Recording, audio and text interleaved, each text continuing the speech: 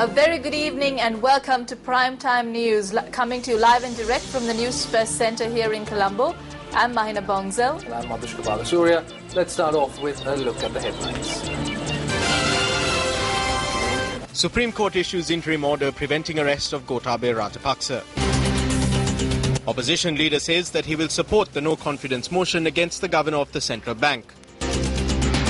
Golden key depositors to receive compensation if lawsuits are withdrawn. A pledge from the finance minister. North Korea executes defense chief using anti-aircraft gun for falling asleep.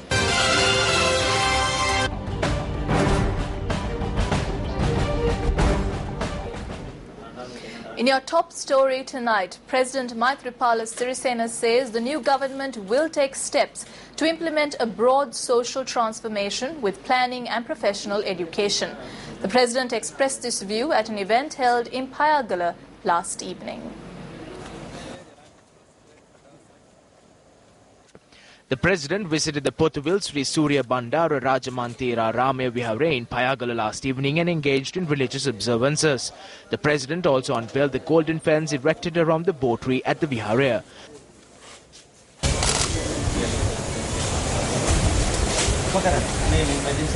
President Sirisena also presented certificates to students who completed the computer science program at the computer training center affiliated to the Vihare.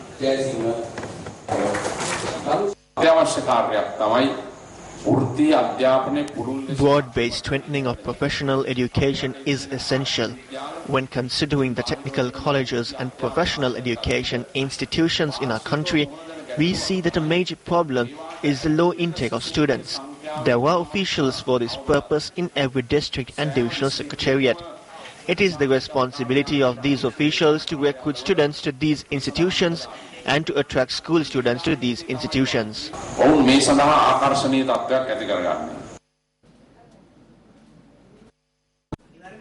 The Supreme Court today issued an interim order preventing the arrest of former Secretary of Defence Gotabaya Rajapaksa.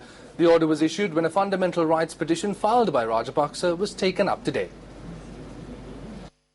Gotabaya Rajapaksa has filed a FR petition with the Supreme Court citing an attempt to apprehend him and that such an act would violate his fundamental rights. The FR petition was scheduled to be taken up before the bench comprising of Justices Sarath Diabru, Iva Vanasundara and Boneka Aluvihare. Justice Aluvihare, however, announced that he will step down from the bench that will examine the FR petition, citing personal reasons. Thereby, the FR petition filed by Gotabaya Rajapaksa was taken up before Justices Sarath Diabru and Iva Vanasundara. President's counsel Romesh De Silva, appearing on behalf of Gotabaya Rajapaksa, informed court of an attempt to arrest his client by the Police Financial Crimes Investigations Division that was established through a gazette notification following a cabinet decision. The argument the attorney brought up was that according to the gazette, a cabinet subcommittee has been vested with police powers. President's counsel Romesh De Silva, who pointed out that there is no legal provision to vest a body with police powers, added that this is taking place based on political influences. Deputy Solicitor General Arjun Obesekara pointed out that despite the gazette that has been issued with cabinet approval, all investigations are carried out by the police. He added that such a petition should be termed as void at a time when no decision had been reached to make an arrest.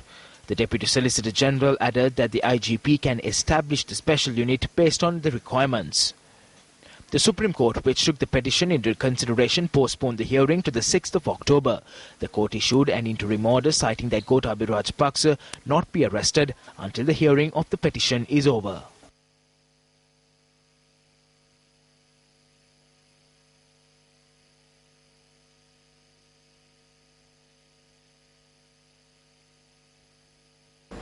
Mayor of Hambantota, Eraj Fernando, who was placed in remand custody for attempting to abduct an individual from the Ambalantota police, has been returned to remand custody until the 20th of May.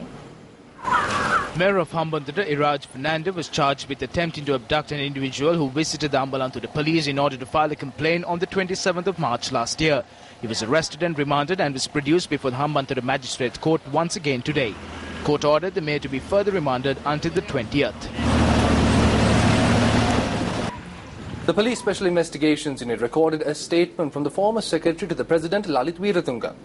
The police media spokesperson said that a statement was recorded from the former secretary to the president over alleged financial fraud said to have taken place at RADA, or the Reconstruction and Development Agency, established in 2006 and affiliated to the Presidential Secretariat.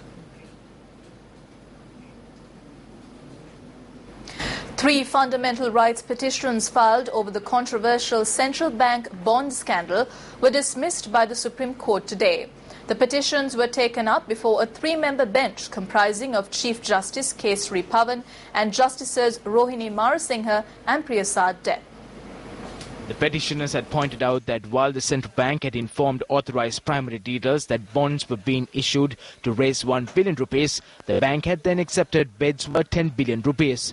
The petitioners claimed that an illegal act had been committed by failing to inform the public of the intention to accept a high amount of bids and by allowing one company to profit as a result. However, upon considering the submissions made by lawyers for both factions, the bench determined that there was no legal basis to consider the petitions. Meanwhile, opposition leader Nima Siripala de Silva says the decision has been made to support a motion in Parliament calling for the removal of Arjuna Mahendran as the governor of the central bank. We cannot call for investigations to be stopped, but there are no complainants for this investigation. The complaint has been made by the director of the same unit. On the other hand, complaints have been made at the Bribery Commission and within and outside Parliament against Arjuna Mahendran, alleging large-scale financial fraud. Why is this not being investigated? This is an example that this unit is not functioning fairly. A motion has been put to Parliament calling for the removal of Arjuna Mahendran. 91 MPs have signed it. As the opposition leader, I wish to state that all of us in the opposition will render our fullest support to this motion.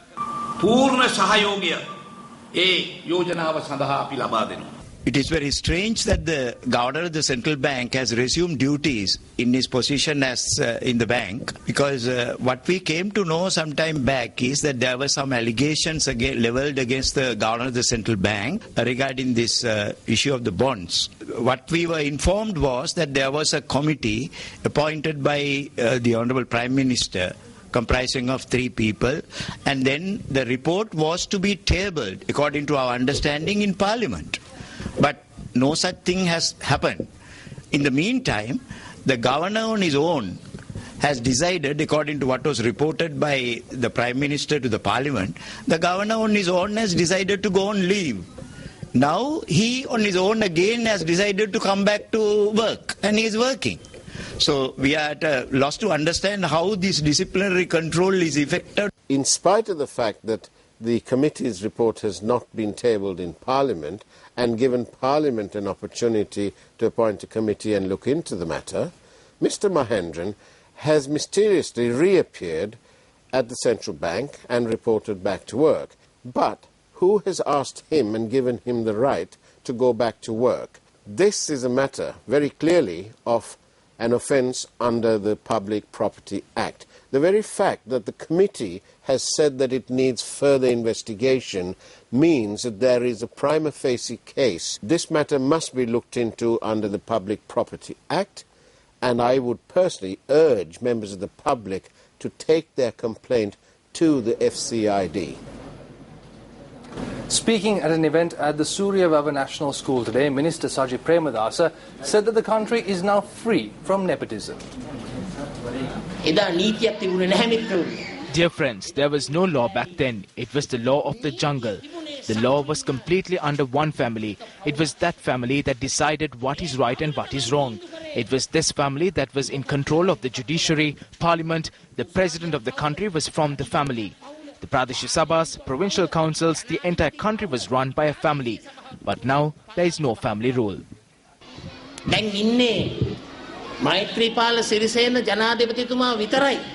The ceremony for the laying of the foundation stone for a new building at the primary section of the Surya Vava National School was held under the auspices of Minister Sajid Premadasa today. Still in local news, the JVP distributed handbills in Fort Colombo today, highlighting the need for elections. The handbills were distributed under the theme End of the 100 Days, Rally for a New Political Journey. Ranil Wickremesinghe no longer has the right to be the Prime Minister in Parliament. Therefore, he is continuing to remain in the post of Prime Minister with the oxygen of others. Thereby, this Prime Minister cannot continue to serve in this Parliament any further. Staying on topic of elections, opposition leader Nimal Siripala de Silva maintains that an election must be held only after electoral reforms are adopted. Speaking at a media briefing convened at the SLFP headquarters in Colombo today, the opposition leader expressed these views. The 20th Amendment to the Constitution is a strict demand of the SLFP. The SLFP stance is that as per the manifesto of President Maithripala Sirisena, an electoral system comprising the mixed and first-past-the-post system must be introduced and an election must be held thereafter. We have been informed that this draft bill will be presented to the Cabinet today. Those who are afraid of facing elections under this system are trying to become heroes calling for a new electoral system, but when a system is proposed, they hide in fear.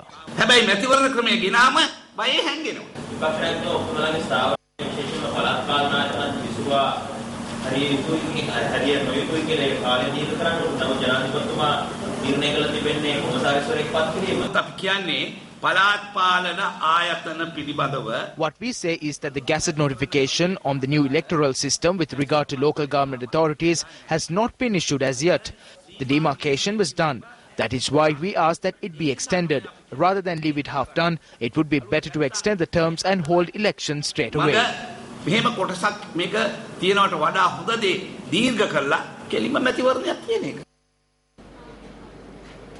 Speaking at an event held to distribute sports equipment in Kolonava today, UMP Western Provincial Councillor S.M. Marika said that the government is operating to create a nation with zero corruption and fraud.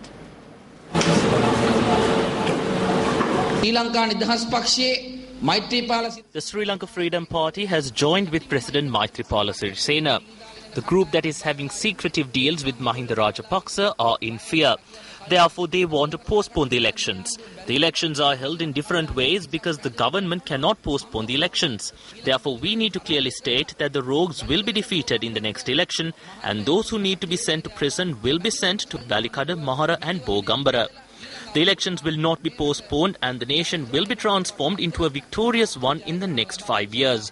The Good Governance government headed by the United National Party will work with President Maithripala Sirisena to ensure economic victories and wipe out fraud, corruption and waste in the country. Minister of Finance Ravi Karunanayake today agreed to compensate golden key depositors, with one caveat. The minister emphasised that the depositors should withdraw their lawsuits to receive compensation. The minister met with several golden key depositors this morning at the Finance Ministry. If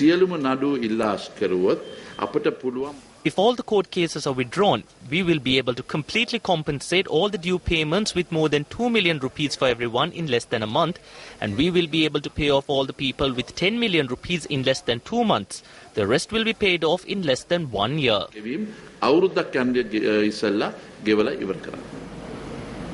Now, it was brought to the attention of the Dikwala Pradeshya Sabha today that a coastal construction harmful to the environment is underway in Kadapala, Beliwatta in Dikwala.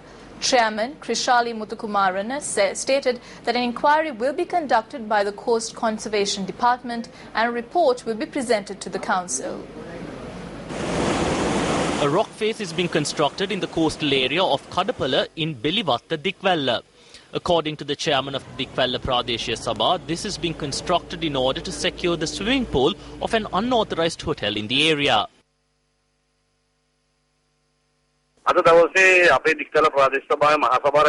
Today we held the general meeting of the Dikwala Pradeshya Sabha.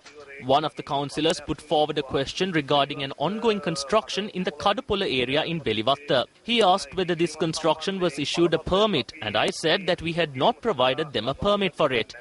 From what I gather, the Coast Conservation Department should intervene in providing a permit for this, since this construction is taking place on the seabed.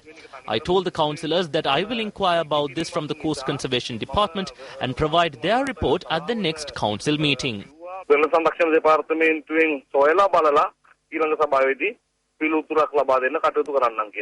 law does not permit any construction or development for private reasons along the coast. Newsfirst inquiries revealed that the construction was owned by the relative of a prominent politician. Is this construction being conducted with the authorization of the Coast Conservation Department? Who is behind this? If you have any information on this issue, visit www.newsfirst.lk. Moving into some weather news now, and when it's bad, it's really bad.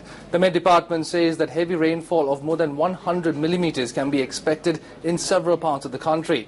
Moreover, the Disaster Management Center says that 11 people have been killed by lightning strikes, while another 10 have been injured this year. The DMC adds that over 4,000 people have been affected by the inclement weather prevailing across the country. A 64-year-old woman and her 8-month-old granddaughter were killed after an earth embankment and a rock fell on top of their house in the Bibilegama area in Passara during a heavy downpour. Police said that the incident took place at around 8:15 last night, and the mother of the infant is currently receiving treatment at the Passara District Hospital. Spill gates of several major reservoirs have been opened as a result of the heavy rains. 6 spill gates of the Rajangani Reservoir in Anuradhapura were opened yesterday, while another was opened today. All spill gates have been opened by 4 feet each. 8,200 cubic feet of water is being released from each of these spill gates every second.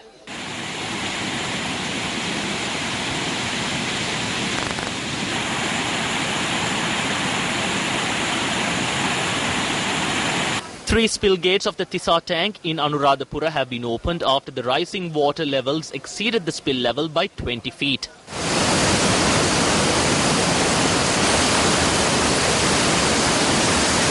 According to our correspondent, the Basavakkulama tank in Anuradhapura too has reached spill level. As a result of the Giritali tank in Pulanarua exceeding the spill level, water is being released from the major spill gate, which has been opened by 4 inches.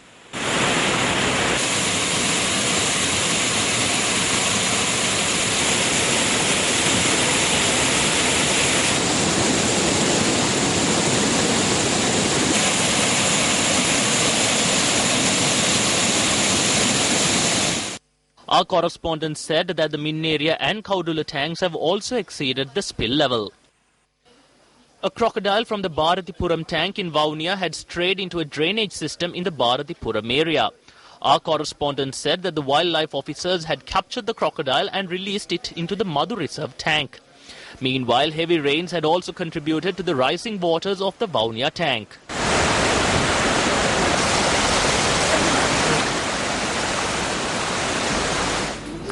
The Run Bhumi Rally for Unity, which is travelling across the nation taking the message of national unity and reconciliation, reached Parakramapura, the end point of the day's journey this evening. Yes, the 40-day Around the Country rally is organised by MTV-NBC, News First, the National Youth Services Council and the Colombo Port City.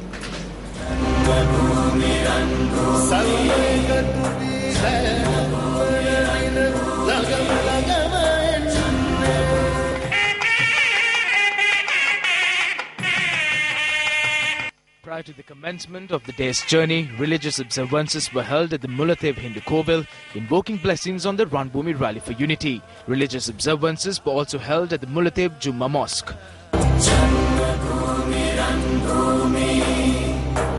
Following an event held at the Vidyananda College in Mulyavali.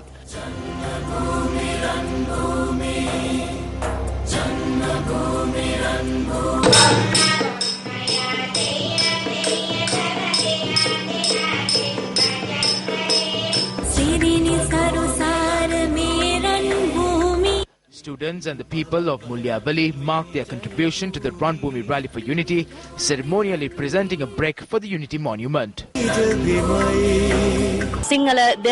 We do not want divisions of Sinhalese, Tamil, English or Muslim. We pray to you from Mulathev that we will all come together.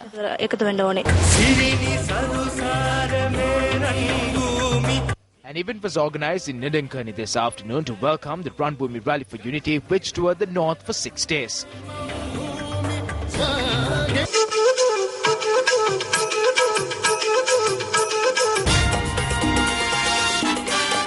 The people of Nidankani too ceremonially gifted a break for the Unity Monument with the aspiration of building a nation of peace and coexistence.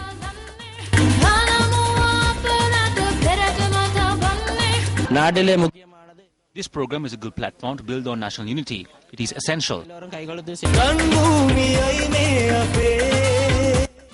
Shortly after departing Lankan, the Ranbhoomi Rally for Unity crossed the northern province to the north-central province.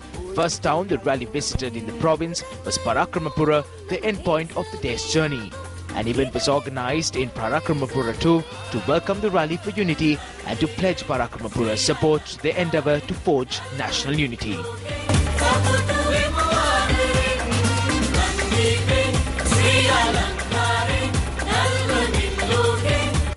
The people of Parakramapura showed great enthusiasm in marking the name of their own town with the Unity Monument. The Ranbhoomi Rally for Unity, which aims to bring hearts together as one, brick by brick, will travel from Padavia to Kantale tomorrow via Horopatana. Welcome back to the news. 65 Sri Lankans who sought refuge in South India during the 3-decade-long civil war returned home today. Newsfirst's Stephanie Lazarus filed this report from the Bandaranaike International Airport today. The arrival doors at the Bandaranaike International Airport slid open this time, not for another group of tourists, but to a group of Sri Lankan refugees who returned home nearly 2 decades after. I couldn't but help notice how some of the returnees, amounting to 65, clinged on to their precious possessions, coming home to loved ones ready to welcome them with open arms.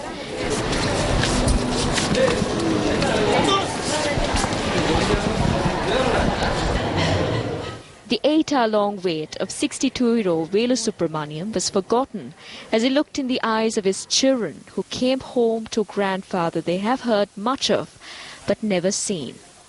Those who returned were optimistic despite their ordeal and expressed views to the media with aspiration. 7 25 years அப்புறமா கொழும்புலாம் வந்ததே இல்லை 90ல போன இங்கே இருந்து இங்கேருந்து போயிட்டு இப்போ வந்திருக்கேன். நான் எம்ஏ படிச்சிருக்கேன், மியூசிக்கில் எம்ஏ படிச்சிருக்கேன். எனக்கு வேலை வாய்ப்பு இங்கே கிடைக்கும்னு நம்பி வந்திருக்கேன். The minister in charge, D.M. Swaminathan, who was at the airport to welcome the group back home, said those who returned will be resettled in the north and east. Yeah, hopefully we will certainly do that because they have come to Sri Lanka knowing because they made the arrangements. They wouldn't have really come to Sri Lanka unless they have got the arrangements made.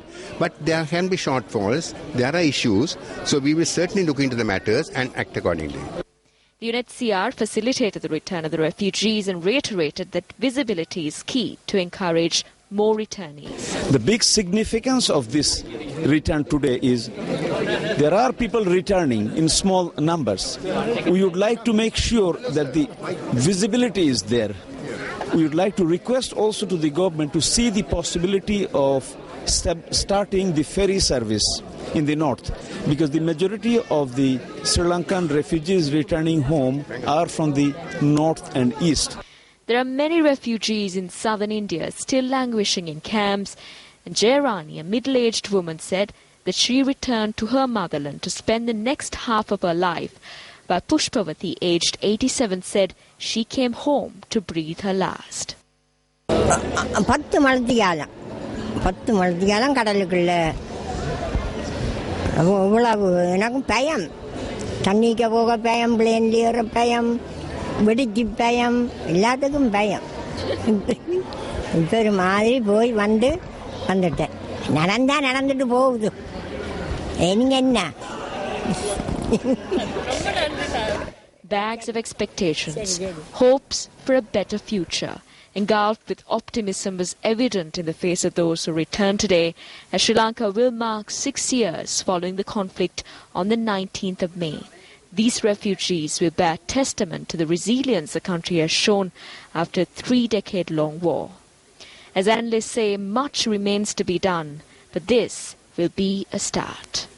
More than 65 Sri Lankan refugees return home today with a renewed hope and much expectations, as they've been promised a better life here in their homeland. As this legitimizes a political order, the question that arises is whether all what they've been promised will be fulfilled. What is really in store for them? Well, as the reintegration process is still ahead, only time will tell. For the Newsfirst team, this is Stephanie Lazarus from the BIA. Minister Lakshman Kiryala says it was Israel that helped Sri Lanka in the dark days of the civil war. The minister made this observation at an event held in Colombo last evening to mark Israel's 67th Independence Day. The event organized by the Israeli mission in Sri Lanka saw the participation of politicians, diplomats and other distinguished guests. Particularly during the days of the civil war, dark days of the civil war, it was Israel who helped us, helped the defense ministry in various ways at a time when we had very few friends. I would like to invite a team of Israeli businessmen to visit Sri Lanka, where international tycoons will come to Sri Lanka and invest their own money. There are many facets in our bilateral ties that are being explored based on past experience and on the present and the future need of both countries. Israel brings to the table innovation, technology, experience and know-how in so many fields, and together we can find a common ground to the most friendly relations and to the most promising partnerships. Role model, having now stamped her name in the Asian sporting arena.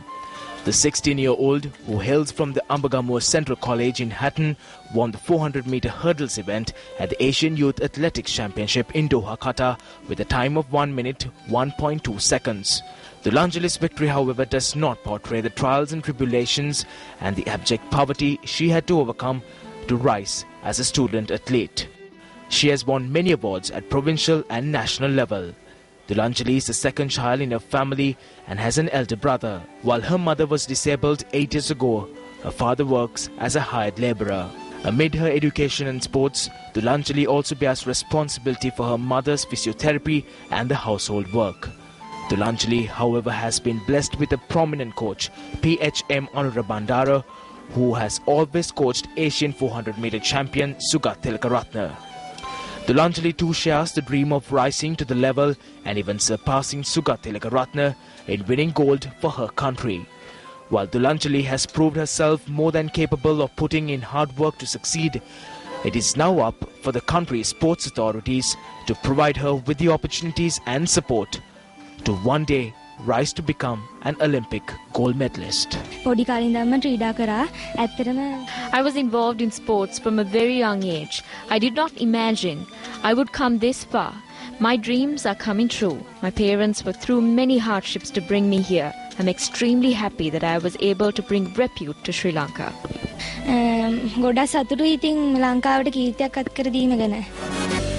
And with that, we wrap up this edition of Primetime News on this rainy Wednesday evening. I've been Madushka Balasurya. And I'm Mahina Bongzo. Do take care because it's raining out there. And good night. Good night.